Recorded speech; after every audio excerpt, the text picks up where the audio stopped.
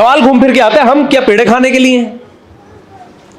मैं एक मिसाल देता हूं ना कि एक वैकेंसी आई कि जी कमीशन ऑफिसर भर्ती होने के लिए ना आर्मी में, आप चले गए इंटरव्यू देने के लिए, आपने पूछा कि भाई क्या क्या सहूलतें मिलेंगी जब मैं ऑफिसर भर्ती हो जाऊंगा। उन्होंने कहा जी इतनी सैलरी होगी, इतने अलाउंस होंगे, ये होगा वो होगा, फिर रिटायरमेंट के बाद मलीर कैंट में, या यहाँ का कैंट मुझे नहीं पता हुआ, कराची में मलीर कैंट है, घर मिलेगा, ये मिलेगा वो मिलेगा, ऐसे जबरदस्त वर्दियां, फूल वूल, फिट फाड़ और सलूट मलूट।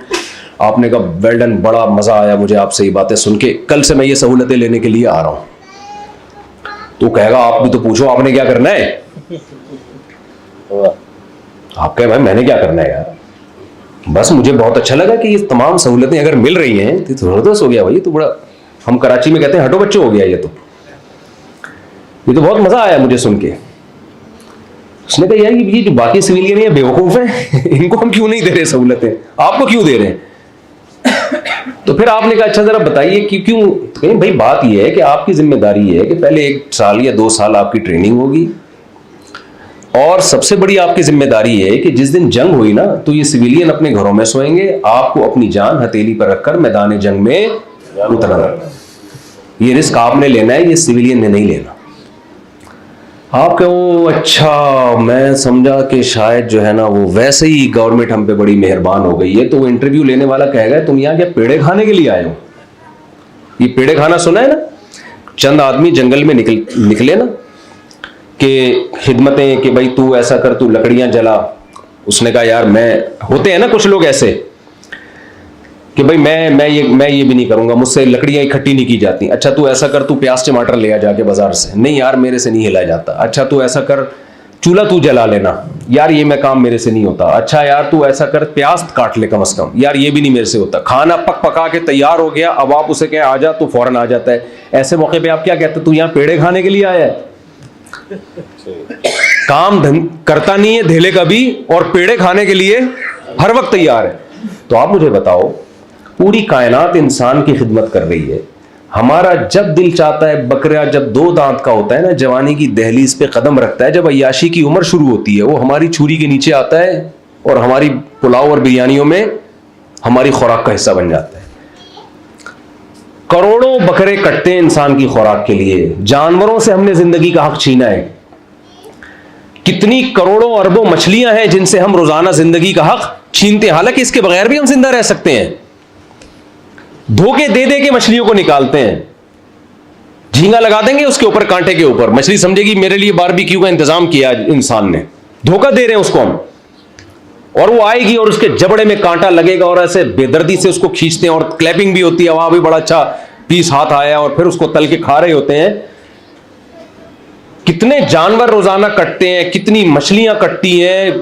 कुरान क्या कहता है, वइन्न लकुम फिल अनआमिल इबरा, इन चौपायों में तुम्हारे लिए इबरत का सामान है। सूखा चारा अल्लाह भैंस को खिलाते हैं, सूखा चारा। आप उस सूखे चारे को जापान के साइंसदानों के पास ले जाएं कि भाई कोई ऐसा तजर्बा करें, कुछ ऐसा प्रोसेस करें, इससे एक कतरा चिकनाई का निकाल के दिखा दें। जापान का साइंसदान कहेगा भाई इसमें चिकनाहट है नहीं, मैं निकालूं कहां से? लेकिन अल्लाह ने जो मशीनरी बनाई है ना जानवर की शक्ल में, सूखा चारा खिलाते हैं आप, और थोड़ी देर में आप उसमें चिकना गाढ़ा दूध देखें कैसा बना के निकलता है। अगर अल्लाह जानवर की खुराक बादाम रख देते हैं ना कि इसको दूध निकालने के लिए बादाम खिलाओ, तो हम कहते हैं अल्लाह डायरेक्ट बादाम ही क्यों ना खा लें? फिर कैसी मशीनरी बना दी अल्लाह ताला ने। ये भैंस किसकी खिदमत कर रही है? ये तो हमें ही और आपकी। मां बुढ़ापे में क्या ताने देती है, दूध नहीं बख्शूंगी, क्या ख्याल है? यही ताने देती है ना। जरा सी आप मां के सामने ऊंची आवाज से बात करें, मां कहती है मैंने तुझे दूध पिलाया है। बताओ मां ज्यादा दूध पिलाती है, भैंस ज्यादा पिलाती है? अरे बोले ना, आप शर्माए नहीं ना। भैंस ज्यादा पिलाती है हजरत, आपको शायद सारी जिंदगी मां का तो 2-2.5 साल से ज्यादा नहीं पीते। मां का दूध तो 2-2.5 साल से ज्यादा थोड़ी पीते हैं हम। और मां का तो सिर्फ दूध ही पीते हैं ना, भैंस की तो चाय भी बनती है, लस्सी भी बनती है, घी भी निकलता है, मक्खन भी है, और पता नहीं क्या क्या। और फिर भैंस के पाए भी खा रहे हैं, सिर्फ दूध नहीं, खज्जी के पाए और सज्जी के पाए। यहाँ लाहौर में तो बड़े मुख्तलिफ किस्म के पाए हैं। मैं गुजरांवाला गया, हमने कहा यार भैंसें क्या ईंटों पे खड़ी होती हैं, सारे पाए तो ये लोग खा जाते हैं, इतने पाए लोग खा रहे हैं वहां पे। तो आप मुझे एक बात बताइए कि इतना दूध भैंस देती है सारी जिंदगी, जिससे बिजनेस भी चलता है हमारा। जब वो बुढ़ी होती है तो हमें तो, जैसे हिंदू गाय को अपनी माँ बना लिया, बैल को बाप नहीं बनाती, ये मेरी समझ में नहीं आ रहा, लेकिन बहरहाल गाय को उन्होंने माँ बना लिया, तो हमें भी चाहिए था कि हम भैंस को माँ ना बनाते, थोड़ा सा तो प्रोटोकॉल दे देते ना उसको ये सजा तो ना देते कि इधर बुढ़ापा आया और फौरन काट के कसाईयों के चांपे कोई और ले गया, पाए कोई और ले गया, सज्जी के पाए तो खज्जी के पाए, और मगज उसका कराची चला गया वहां नली निहारी और मगज निहारी बनने के लिए। तो वो ऐसी तश्कील उसकी करते हैं ना, हम उसके पार्ट्स को डिवाइड करते हैं। बताओ भैंस को ये हक नहीं है कि मैंने सारी जिंदगी तुम्हारी खिदमत की, कमबख्तो बुढ़ापे में तो मुझे कम से कम तमीज से बैठने देते। हम कहते हैं भाई तूने दूध देना छोड़ा क्यों, तेरी सजा है कि हमने तुझे रखा है दूध के लिए, जिस दिन तू दूध देना बंद करेगी तेरी सजा फांसी है। तो ये सारी चीजें मैं ये समझाना चाह रहा हूं, किसकी खिदमत कर रही है? इंसान की कर रही है। तो क्या हम पेड़े खाने के लिए? मेरा असल मकसद ये है, हम भी तो किसी काम के लिए है ना, या हम नाइट क्लबों में जाने के लिए, शराब पीने के लिए, माज़अल्लाह जिना करने के लिए, गर्लफ्रेंड लड़कियों से दोस्तियां लगाने के लिए, हलाल हराम की फिक्र किए बगैर जिंदगी गुजारने के लिए। तो इसका मतलब पेड़े खाने के लिए है फिर यहां पे। तो कुरान एक्सप्लेन कर रहा है, एक जगह कुरान ने कहा नहीं तुम पेड़े खाने के लिए नहीं हो। अल्लाह ने किसी मखलूक को अपनी इबादत के लिए पैदा नहीं किया, सिर्फ इंसान वाहिद मखलूक है जिसको अल्लाह ने किसके लिए पैदा किया? अपनी इबादत के लिए। और इबादत का मफहूम दूसरे मकाम पे कुरान बयान कर रहा है, लियबलुवकुम अय्युकुम अहसनु अमला। अल्लाह ने तुम्हें इसलिए पैदा किया, अल्लाह देखना चाहता है तुम में अमल के लिहाज से अच्छा कौन है। ये हमारी पैदाइश का मकसद, अल्लाह अच्छे और बुरे का फर्क करना चाहता है कि कौन इंसान अच्छा बन के आता है और कौन बुरा। ये आजमाइश है मेरी और आपकी कि मैं अच्छा कौन है बुरा कौन है। और जाहिर है जिस इम्तिहान, लियबलुआ का मतलब इम्तिहान है, इब्तिला अरबी में इम्तिहान को कहते हैं। और आप बताइए वो इम्तिहान जिसका रिजल्ट ही ना अनाउंस हो, वो इम्तिहान इम्तिहान कहलाता है? एग्जामिनेशन हॉल में आप बैठे थे पेपर देने के लिए, अनाउंस हो गया कि भाई ये इसका रिजल्ट अनाउंस ही नहीं होगा, तो वहीं से पेपर फाड़ के आप निकलोगे कि नहीं निकलोगे यार? जब कोई रिजल्ट ही नहीं आएगा तो हमने क्या करना है? एक आखिरी सवाल भी रह जाएगा ना, एक नुक्ता भी रह जाएगा, आप उस नुक्ते में भी टाइम वेस्ट नहीं करोगे अपना। ये हो नहीं सकता कि इम्तिहान हो और इम्तिहान के बाद रिजल्ट ना हो। तो अल्लाह ने बताया मैंने पैदा किया है ये देखने के लिए कि कौन अच्छा है और कौन बुरा है, और जो अच्छा बन के आएगा रिजल्ट होगा। और रिजल्ट का दिन दुनिया नहीं है, एग्जामिनेशन हॉल में रिजल्ट अनाउंस नहीं होता। ये अक्सर काफिर कहते हैं ना कि दुनिया में क्यों नहीं अल्लाह ताला इनाम देता। भाई दुनिया दारुल इम्तिहान है, वो दारुल जजा नहीं है। कुरान कहता है कि मौत के बाद मैं तुम्हें दोबारा जिंदगी दूंगा। यहां मुशरिकीन कहा करते थे कि जब हम मर के मिट्टी हो के हड्डियां हो गए हम दोबारा कैसे पैदा हो सकते हैं? तो कुरान ने उसका जवाब दिया, मिन्हा खलकनाकुम, इसी मिट्टी से हमने तुम्हें बनाया है, वफीहा नुईदुकुम, मार के दोबारा मिट्टी कर देते हैं। दो कुदरत तुमने खुदा की अपनी आंखों से देख ली, उसकी लॉजिक तो तुम ही बैठ के तलाश करते रहो। हर अमल की एक लॉजिक होती है, वो तो तुम्हारा हेडिक है कि ये कैसे प्रोसेस हुआ और कैसे बच्चा बन के मां के पेट से बाहर आता है। किया हमने है ये। एक चीज तुमने देखी नहीं है, वो हमारे कहने से मान लो, वमिन्हा नुखरिजुकुम, इस अमल को हम दोबारा रिवर्स करेंगे, दोबारा इंसान बनाएंगे, अपने सामने खड़ा करेंगे तुम्हें। तो ये बात अपने जहनों में हम सबको खूब अच्छे तरीके से बिठा लेनी चाहिए। हम दुनिया के लिए पैदा नहीं हुए, ये एग्जामिनेशन हॉल है, हमें अल्लाह ने पैदा किया है आखिरत के लिए। हम मर के खत्म नहीं हो जाते, हमारी बॉडी खत्म होती है, लेकिन एक दिन अल्लाह इस अमल को रिवर्स करेगा और हमें दोबारा इंसान बना के अपने सामने खड़ा करेगा। और जो मुल्हिद लोग आज एतराज कर रहे हैं कि ये कैसे मुमकिन है, ये एतराज नया नहीं है, ये पहले भी एतराज हुआ है। वो एतराज में बयान करके जल्दी से बात को बस समेटता हूं। रसूलुल्लाह सल्लल्लाहु अलैहि वसल्लम ने जब ये कहा कि तुम मर के मिट्टी होके खत्म होते हो, एक दिन अल्लाह इस अमल को रिवर्स करके तुम्हें दोबारा इंसान बनाएगा ताकि अच्छों को बदला दे और बुरों को सजा दे। तो वो कहा करते थे ये मुमकिन नहीं है, अगर ऐसा होता तो बॉडी तो महफूज होती ना। सूरह यासीन का आखिरी रुकू, उसमें अल्लाह ने कहा, वाकया बयान किया, एक मुशरिक आया, एक बोसीदा हड्डी को, कब्रिस्तान की एक पुरानी हड्डी को लेकर, और मोहम्मद सल्लल्लाहु अलैहि वसल्लम के सामने ये कहने लगा, मैं युह्यिल इज़ामा वही रमीम, ये हड्डी सदियों पुरानी घुन की तरह मिट्टी इसको खा गई है, खत्म हो रही है, भुरभुरी हो गई है, भला इसको कौन दोबारा जिंदा कर सकता है? खुदा ने अगर जिंदा करना होता बॉडी तो महफूज रखता ना खुदा। ये इतराज उसने किया रसूलुल्लाह सल्लल्लाहु अलैहि वसल्लम पर, लेकिन ये इतराज असल में किस पर था? क्योंकि नबी अल्लाह के नुमाइंदे हैं, अपनी तरफ से बात नहीं कर रहे, वो तो अल्लाह का पैगाम पहुंचा रहे हैं ना। तो आप सल्लल्लाहु अलैहि वसल्लम पर सूरह यासीन का आखिरी रुकू नाज़िल हुआ। इसका जवाब किसने दिया? अल्लाह ने। आप सल्लल्लाहु अलैहि वसल्लम ये सवाल सुन के खामोश हो गए, और वो भी कितना होशियार, देखें, जाके ना पुरानी हड्डी निकाल के ला रहा है बाकायदा। क्या आप बताओ, ये जैसे हम तंजिया कहते हैं ना, ये दोबारा से पैदा होगा? इसको तो कीड़ों ने खा लिया, इसको ये कैसे पैदा होगा दोबारा? तो कुरान में आयतें नाजिल हुई, सूरह यासीन का आखिरी रुकू, अवलम यरल इंसानु अन्ना खलकनाहु मिन नुतफतिन फइज़ा हुवा खसीमुम मुबीन। जो इंसान एतराज कर रहा है ना कि ये हड्डी को कौन जिंदा करेगा, ए नबी इससे कह दीजिए कि क्या ये इंसान देखता नहीं है कि ये पानी की एक बूंद था, कतरा था, एक मामूली सा, कैसे खुदा ने इसमें आंख, कान, नाक, दिल, दिमाग, जिगर, गुर्दे, फेफड़े, बॉडी पूरी बनाई, और ऐसा बनाया उस पानी को कि अब ये झगड़ रहा है, खुदा की आंखों में आंखें डाल के बात कर रहा है, इतना कॉन्फिडेंस पैदा कर दिया उसके अंदर, और खुदा की आंखों में आंखें डाल के एतराज कर रहा है, मैं युह्यिल इज़ाम वही रमीम, मैं जब हड्डी हो जाऊंगा मुझे कौन जिंदा करेगा दोबारा? कुल युह्यीहा अल्लज़ी अंशाहा अव्वल मर्रा, इसको बता दीजिए कि वो ही करेगा जिसने फर्स्ट टाइम, पहली मर्तबा तुझे पैदा किया है। वहुवा बिकुल्ली खल्किन अलीम, बेवकूफ तू ये समझ रहा है कि जिसने इस तरह से पैदा किया तो इसी तरह से हो सकता है, और तरह से नहीं हो सकता। उसने इस तरह से पैदा करके दिखा दिया है कि जो इस तरह कर सकता है वो हर तरह से कर सकता है, वो हर तरह से पैदा कर सकता है। तो अल्लाह ने हमें बनाया ये देखने के लिए कि अच्छा क्या और बुरा क्या, और इसका रिजल्ट भी अनाउंस होगा। अब मैं आखिरी बात, बस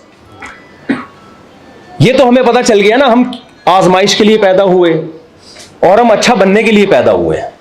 हम किस काम के लिए पैदा हुए भाई? अच्छा बनने के। अच्छे की डेफिनेशन क्या है? ये बहुत इंपॉर्टेंट सवाल है। मादरत के साथ, ये मैं अगर 5 मिनट आपके ले लूं, अगर आप थक ना गए हो, ये बड़ा मसला है। अच्छे की डेफिनेशन बोले ना भाई, क्या है? अल्लाह ने तो बनाया भाई जो अच्छा बन के आएगा। एक तो कराची में कहते हैं तुम्हारे अच्छे भी समझेंगे, कोई किसी के पैसे ना दे रहा हो ना तो बदमाश आदमी क्या कहते हैं, तेरे अच्छे भी देंगे, तो उसके अच्छे की डेफिनेशन कुछ और है। देखिए, अच्छे को अगर हम एक्सप्लेन करें ना, हम यूरोप से पूछें अच्छा किसे कहते हैं, यूरोपियन के यहाँ अच्छा अलग है, अमेरिकन के यहाँ अच्छा अलग है, बीवी की नज़र में अच्छा अलग, शौहर की नज़र में अच्छा अलग, अब्बा की नज़र में अच्छा। देखो, अब्बा की नज़र में सबसे अच्छा कौन है? जो पैसे कमा के लाता है मादरत के साथ, वो सबसे अच्छा है या नहीं है? बिल्कुल। बेगम की नज़र में सबसे अच्छा कौन है? जो जब पैसे मांगू फौरन पकड़ा देता हो। आपकी नज़र में अच्छी बेगम कौन है? जो आपकी इताअत करती हो। आपकी नज़र में अच्छे माँ बाप कौन है? जो पैसे देते हो, पान गुटके के भी पैसे देते हो, चर्च भी मांगू तो अब्बा इंतजाम करके दें, मुझे डांटे नहीं, तंबी ना करें किसी बात पे, मुझसे पूछे नहीं कहाँ जा रहा है, किधर से आ रहा है। लोग कहते हैं ना यार अब्बा हमारे हर वक्त टेंशन देते हैं। तो जैसे जिसने हमें बनाया है ना, उसने हमें बताया कि क्यों पैदा किया, तो अच्छे को एक्सप्लेन भी कौन करेगा? वही करेगा, वो बताएगा मेरी जन्नत मैंने देनी है, ठीक है ना। जो पेपर बनाता है वो बताता है ना कि सवाल के कितने नंबर हैं, या आपको वहां खुद इजाजत होती है कि जी ये वाला सवाल बहुत अच्छा है सर, इसके मैं 50 नंबर लगा लेता हूं क्योंकि ये मुझे आता है। हम पूछते हैं गोरों से। गोरों से एक टेक्निकल फॉल्ट ये हुआ है कि देखो, वो समझते हैं अपने आप को दुनिया का इमाम। वो कहते हैं यार हमसे तहजीब सीखो। तो जो चीजें उनमें अखलाकी बुराइयां आई ना, उन्होंने उसको तहजीब की डेफिनेशन से निकाल दिया। इसकी मैं एक मिसाल देता हूं कि एक आदमी 3 पीस सूट टाई में घूमता है, लोगों को तहजीब सिखाता है, बहुत अच्छे अखलाक से लोगों से बात करता है, लेकिन उसको बेचारे को आदत पड़ गई सुट्टा लगाने की। सुट्टा समझते हैं? नहीं तो कराची कभी आए, मैं दिखाऊंगा, बहुत से लोग यहाँ भी हैं। बरसाती नालों में हीरोइन नहीं पी रहे होते, चर्स पी रहे होते हैं, सुट्टे लगा रहे होते हैं। उसको आदत पड़ गई, ये अखलाकी बुराई है ना भाई। अच्छा काम है ये बैठ के चर्स पीना या हीरोइन पीना, लेकिन वो आदमी जो मोटिवेट करता था लोगों को, जो बड़ा इसका दावा था कि मैं तुम्हारा बाप हूं, मैं तुम्हारा इमाम हूं, मुझसे सीखो, तहजीब किसे कहते हैं, तुमने टेक्नोलॉजी साइंस मुझसे सीखी है, तहजीब भी मुझसे सीखो। उस बेचारे को आदत पड़ गई किसकी? सुट्टा लगाने की। तो यार मजा बहुत आया, अब सुट्टा छूट नहीं रहा उससे।